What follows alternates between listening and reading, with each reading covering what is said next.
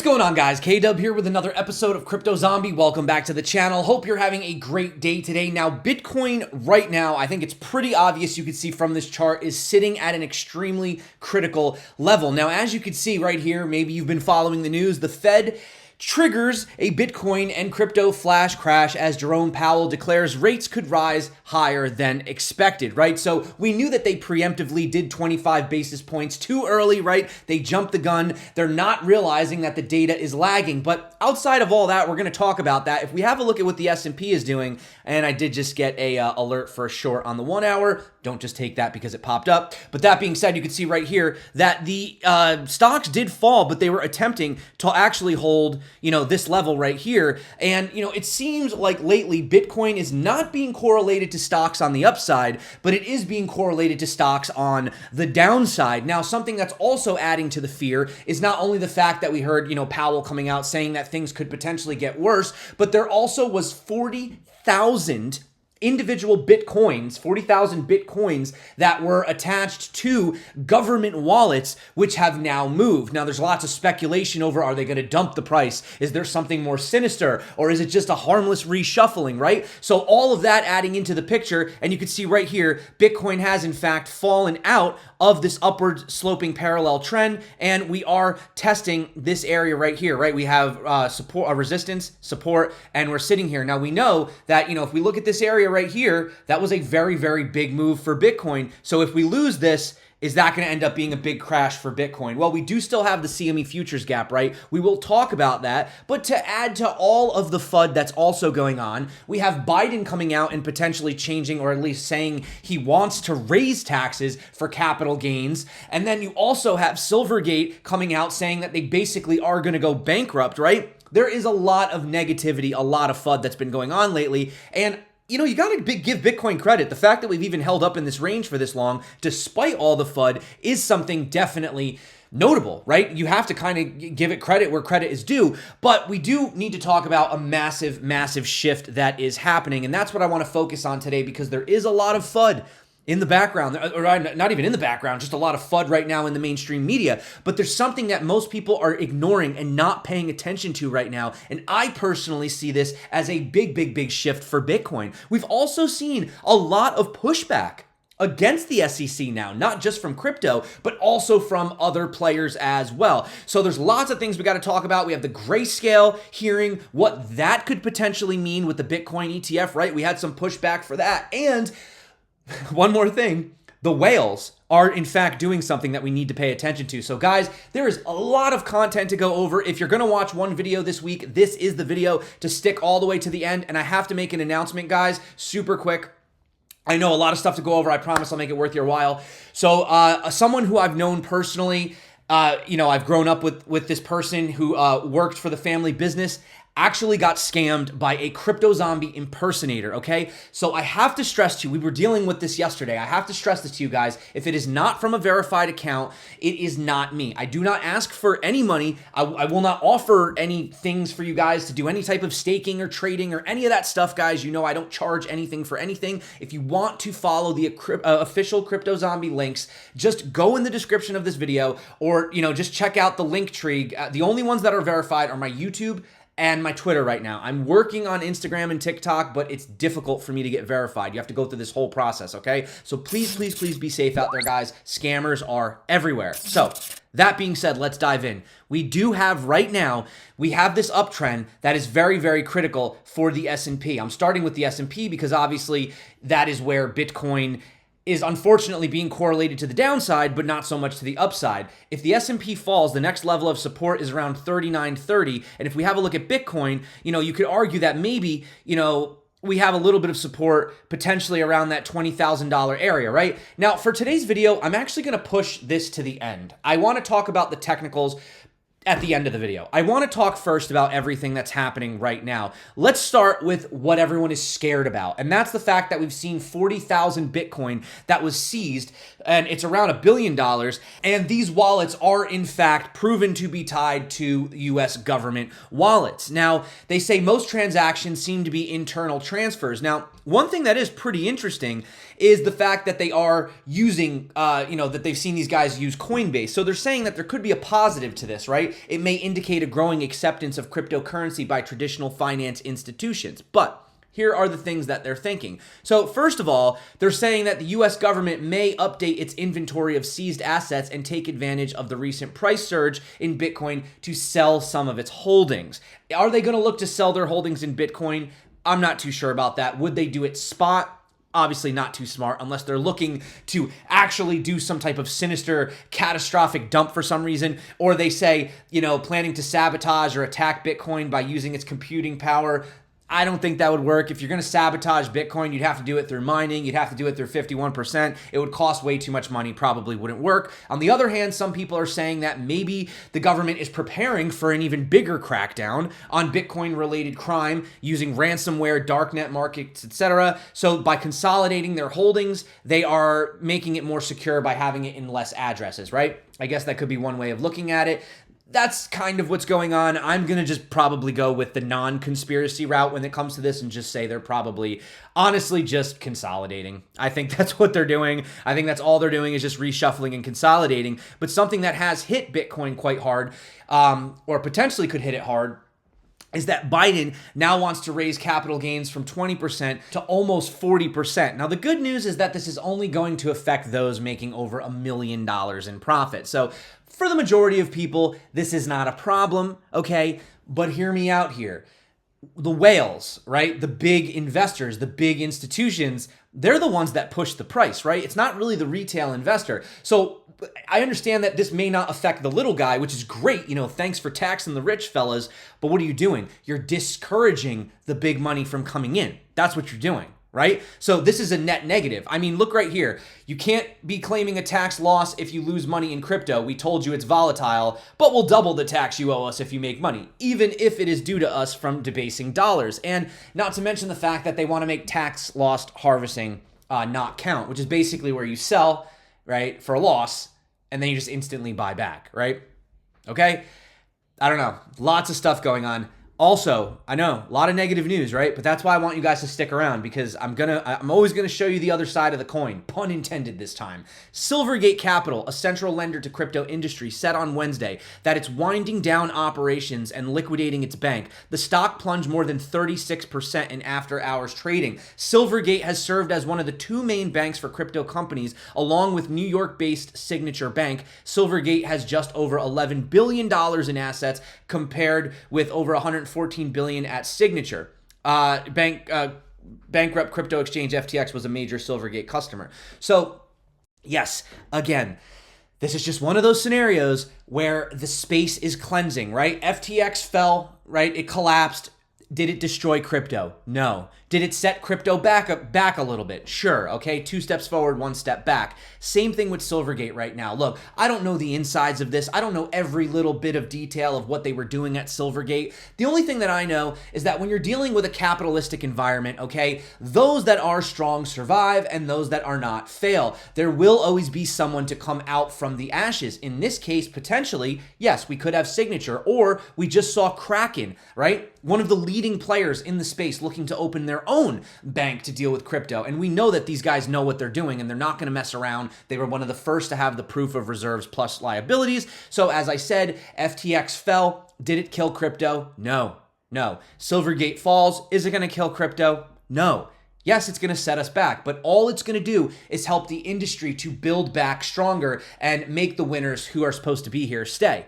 But nevertheless, what do you have? Federal Reserve Vice Chair for Supervision, Michael Barr, saying we would likely view it as unsafe and unsound for banks to directly own crypto assets on their balance sheet, right? Well, I guess it makes sense given the debacles that have happened lately with FTX and Silvergate and Digital Currency Group and Voyager and Celsius and yada, yada, yada. We can keep going down the list. But ultimately, as I said, the space will cleanse itself. It is an ever-evolving space. There's always going to be scams. There's always going to be, bad actors and things like that. But I do believe that the space will continue to thrive. And, Don Alt made a reference to what Elizabeth Warren was saying. And she said, as the bank of choice for crypto, Silvergate's bank failure is disappointing but predictable. I warned of Silvergate's risky, if not illegal, activity and identified severe due diligence failures. Now customers must be made whole and regulators should step up against crypto risk. Now, actually, just to go back here, though, just to point out, they are like right here, they say that the firm, the deposits will be fully repaid according to a liquidation plan. So it doesn't look like they're not trying to repay anybody. But he says, I argue that bad regulatory work is what is hurting crypto investors. If there were clear guidelines and easy way to access crypto using American, European regulated companies, people would. But thanks to poorly managed regulation, they get scammed offshore. That's a problem. And that's something else to consider, right? Now, you may say, you may agree with Don, you may disagree with Don. Let's take it with a grain of salt. I see where he's coming from. Do you need regulation? No, not necessarily. But they have done a bad job at that. And not only have they done a bad job, but, they let all these people get scammed. Then they got Bits Lotto, right? Kraken, they're finding Kraken, yet FTX, Voyager, Celsius, they're all getting away with 3 hours. That's all getting away with everything, right? And by not bringing it to a regulatory place in the US where people can feel comfortable and competent, you are pushing people offshore, right? And let's be honest, all you need to do is just get a VPN, boop-a-doop, there you go. Now you're trading on an offshore exchange, right? Not to say that they're all bad, but you are pushing innovation offshore. You're not going to end it. You're not going to stop it, right? They know that. And they're failing by not allowing there to be guidelines. Now, getting back to Powell, right? So we did have him speaking at the Senate Banking, Housing, and Urban Affairs Committee. And you had Senator Cynthia Lummis basically asking him questions about what he thought about distributed ledgers. He said there are real concerns about permissionless public blockchains, and the reason is that they've been so susceptible to fraud, to money laundering, and all those things. I think what you heard from the federal banking agencies is one of their reports that said we need to look at those as inconsistent with safe and soundness. Now, he did mention stable coins and said that with appropriate regulation, they could merge with traditional banks. So Cynthia Lummis also pressed Powell on the need for digital asset regulation. She compared the US to other jurisdictions like the UK, like the EU, Switzerland, and Singapore, all of which have moved in the last several years to create legislative frameworks for digital assets, while the US has lagged behind, right? We're not making any clear guidelines. We're not making it any easier. We're not explaining anything. All the SEC is doing is just coming in and slamming and throwing around fines, right? Okay. Well, as we said, make it clear. Let us know what you want, and that's what we'll do, right? No one over here is trying to do anything against laws or whatever. We just want to know what the heck the laws are. The area is so gray that it allows them to keep playing and keep, of course you can find someone when there's, you got to keep taking it to a judge, right? We'll get to that in a minute though. I do think it would be important for us to have a workable legal framework and digital activities, Powell added. I think that is important and something Congress in principle needs to do because we can't really do that, right? It's not their jurisdiction. So Powell is not really, again, not saying for, against, just saying, hey, yeah, I agree. They need to figure it out, right? Right? Everyone has their own jurisdiction. Now, let's talk about why things are changing, right? So we've seen the SEC going after everyone and their mom for everything that's been going on lately. But now you can see that there is hope for GBTC investors, and this could be possibly a net positive for Bitcoin. Now, obviously, this is not over just yet. Remember, we spoke about the significance of this. I told you 1 week ago how important this was going to be. I think the Ripple case, the XRP, whatever, that's an important case as well, as far as, securities and all that. This is going to be a very important case for Bitcoin too, because this is, the constant denial of the physical Bitcoin ETF. And yet when you ask them why, listen to the response that they give. So there was, let me just preliminary if you don't know, the debacle over a spot Bitcoin exchange traded ETF, which, by the way, as you guys know, the difference between a spot and a futures ETF, right, is basically you're just using cash. You're just betting with dollars. You're betting what the price is going to be, and it's like leverage trading, really, is what you're doing. But you're doing it with cash, right? And you're not actually physically owning any of the spot. Whereas with a physical Bitcoin ETF, you would have to own Bitcoin. It would be backed by physical Bitcoin, and it would create demand for the underlying asset, right? Anyway, so As the SEC was questioned by judges over the rejection of Grayscale's application to convert its closed-end Bitcoin trust Grayscale into an open-ended ETF, this escalated and continued during the hearing. The SEC cited concerns regarding manipulation in spot Bitcoin markets, while Grayscale refuted that the SEC's reasoning, given the SEC's prior approval of a futures Bitcoin ETF in the fall of 2021. Now, listen to this. This led the court judges to question the SEC's understanding of the relationship between the spot market and the futures market, with the court judge saying, "We haven't seen any evidence that Grayscale's argument is flawed." The key point in the hearing was that the judges asked the SEC to explain why the Grayscale offer was rejected and followed up with a question as to whether manipulation of a futures-based ETF was possible. The SEC's answer was that Grayscale did not provide enough data, which led to a response from the judges suggesting that the data provided by futures-based ETFs should be equally sufficient for spot ETF applications. The contents of the hearing were enough for the senior litigation analysts at Bloomberg to change their probability of a successful Grayscale suit from 40% up to 70% positive win. Now, if you guys know how it works, yes, the futures trading is always a little bit different. The prices are always a little bit different, right? Because you're betting on what the price will be. But at the end of the day, that speculation is always driven by the spot. They're not exact, right? They're not going to be exactly down to the dollar, but it wouldn't make any sense if you're worried. Like, did you hear what I'm trying to say? Like, if you're worried about manipulation on the spot, that manipulation, should it exist, would translate directly into the futures, right? It might lag by, if it doesn't trade overnight, maybe it lags by a few hours or a few minutes if it's happening live. But at the end of the day, if you see Bitcoin price start falling live, you're going to probably see futures prices come down live as well, right? They're very closely linked to each other. I'm definitely oversimplifying this explanation, but it really doesn't make any sense. It really doesn't make any sense. All it does is it keeps people from having that exposure to Bitcoin. But as I said, Bloomberg raised it from 40% to 70%, potentially in favor for Grayscale. Now, pushing against the SEC, we have a judge in the Southern District of New York. That's crazy. This is coming from New York now, and we know how tough they could be. A judge in the Southern District of New York says he will stop the SEC from interfering with a bankruptcy case by claiming a new crypto asset is a security. Judge Michael Wiles says he will not allow the U.S. SEC to punish executives and advisors working on proposals to create a new token that would help repay customers. The SEC issued an objection to bankruptcy proceeding from embattled crypto lender Voyager earlier this year, which would help repay customers affected by the lender's collapse. Now, I'm just going to say, whether or not you believe that a token would solve this, I think we have opinions on that. I think it's the principle of the situation, not the actual act itself.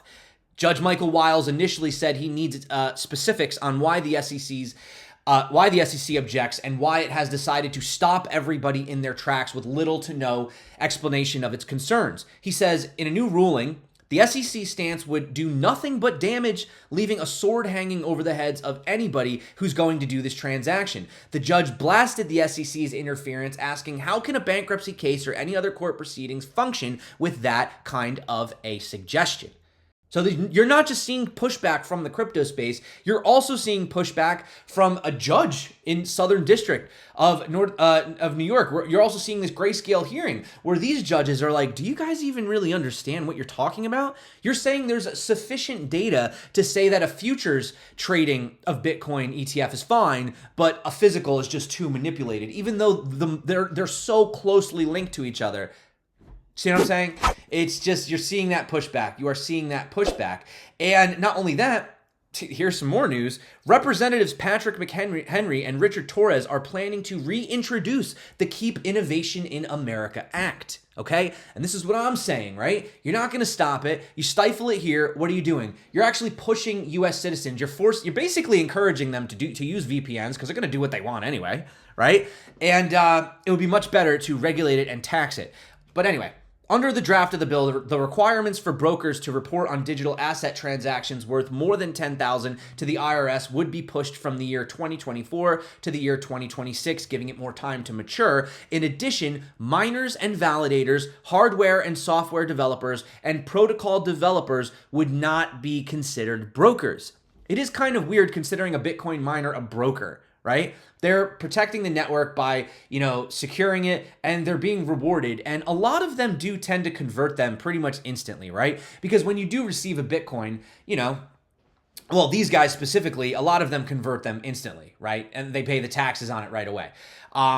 But anyway, McHenry and Torres have reportedly included provisions in the revised bill to limit the U.S. government's ability to define the term digital asset. Again, more pushback to the space. And I just want to point out right here, this is just like side note before we get into the charts, there were $2 million worth of Bitcoin that were withdrawn from exchanges. Addition to another 150 that were withdrawn 2 days ago. Both of these withdrawals were from massive whales, and they say 2 days ago they withdrew from BitHum, and yesterday it was from Binance. And you could see that these big, right here, these big reds are withdrawals, right? And you can see the net transfer volume from exchanges. So again, when they're withdrawing from exchanges, usually means they're looking to hold.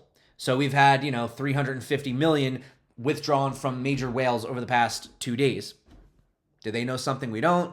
I don't know. Just pointing it out, guys. So let's see how bad the damage is. Well, guys, we are sitting now at this resistance point. Now, what is not cool is that we flipped this right here as resistance and we ended up pulling back down, right? Now, this does potentially put our next target at around 20,600 if we do not have a bounce at these levels. Now, of course, what we had spoke about was the fact that we do have this potential falling wedge pattern, right? I did mention that this is a possibility for Bitcoin.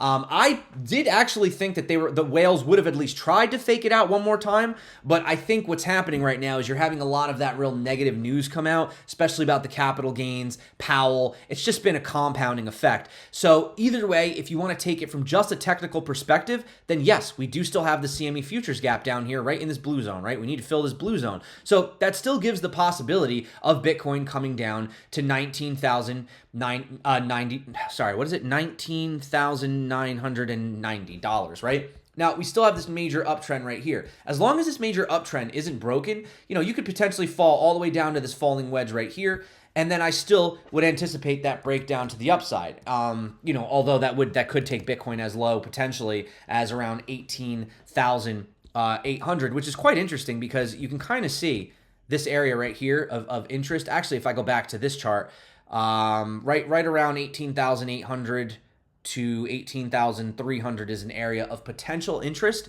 right? And, as I said, I'm just making it up. I don't know what we're going to do. Let's say we do come down here, or let's say we do keep falling, in that pattern. At the end of the day, ultimately, we have not broken this major downtrend.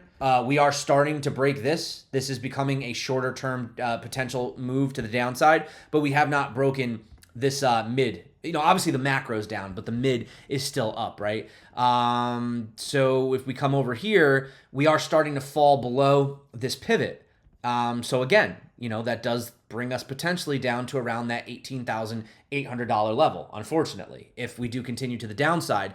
But as I was saying, we would be looking to fill that CME futures gap, which personally, I would rather fill sooner than later. I would rather fill the gap now than go all the way up to 40,000 only then to crash back down, at the end of the year. You know what I'm trying to say? And yeah, right now we do have the money flow down. We have the RSI looking a little bit oversold on the weekly. We do have this curving to the downside. Let's check the lower time frames. 4 hour, we do have 2 green dots potentially. The daily looks to be forming, but we do have what looks to be green money flowing back into the red. So right now, guys, I'm not really seeing a lot of super strength. Unfortunately, in the markets, we were hoping for a little better, but as you guys can see right here, this is really the major, triangle pattern that we've been looking at. And there is that possibility, that Bitcoin can come down here, bounce back up here, come all the way down here, and consolidate all the way into this apex of around, July 15th. So that would be, like, in my opinion, the max pain scenario, like just bore the heck out of the markets, just keep bouncing, get everyone excited, then dump, get everybody bearish, then pump, get everybody excited, and then bore everyone. And then that's where I believe we could have that move. And honestly, that would be a really awesome accumulation because, what you're looking for is those types of, I can't go back far enough. This is only the, I got the BLX on here somewhere. Let me see. Where is it? here we go, the index. We'll go to the index, right? So if you just come back here, something that you want is, you know, something like this, essentially. You see? Like, so, you know, we come down here. This is 2015 to 2016, right? We come down, and then boom, everybody gets excited. Massive crash to the downside, sideways, and then boom. But really, what you were doing was, look at that. You were consolidating inside this range. And what happened after that? Massive, massive run to the upside, right? So I think that that would be something that we'd want to see right here, you know, a consolidation in this range right here. You see what I'm saying? So, and we don't even have to go that low, but, you know, something where, you know, we come down, we come up, bounce around, consolidate, boom, and then, you know, off to the races. And then you have this nice consolidation, nice accumulation zone. And usually, you know, the longer you have a period of consolidation, the longer you have this resistance, which is currently at around 25. And if that flips support, usually that's what you want to look for in the long run. So obviously, if you guys do want to learn how to trade, you guys can check out the tutorials. You know, they're down below in the description. But ultimately, guys, that is it for me today. Thank you so much for coming back to the channel. You guys rock. You're the reason that I make these videos. Yeah, get subscribed. If you do want to follow me on my socials, please make sure that you follow from a verified source. So this channel, Crypto Zombie, you can see 249,000 subscribers right here. I have the verified check mark. Any links below this video are verified, okay? Twitter, verified checkmark over there. Any links on Twitter from me, from my verified account, are me. Unfortunately, my TikTok, my Instagram, and my Facebook are not verified. I'm trying to get them verified right now. So if you want to go follow me over on those socials, make sure that you follow through a verified link, okay? And remember, guys, again, I will never reach out to you. I will never ask you for an investment. I will never ask you for money. I will never tell you to send money anywhere. I don't have any courses for sale, and everything on this channel is for free. If you want to use the links below, you help support the channel. There's a lot of bonuses for you guys as well. You know, I talk to a lot of these different companies and products and services so that I can get good deals for you guys. But that's the only way that anything on this channel, like, that's it. I don't ever nothing is paid for. I don't even do sponsored videos, guys. So that's it for me. Please be safe out there. Thank you so much for coming back to the channel. You guys rock. You're the reason that I make these videos in the first place. Until next time, stay crypto, and of course, peace out.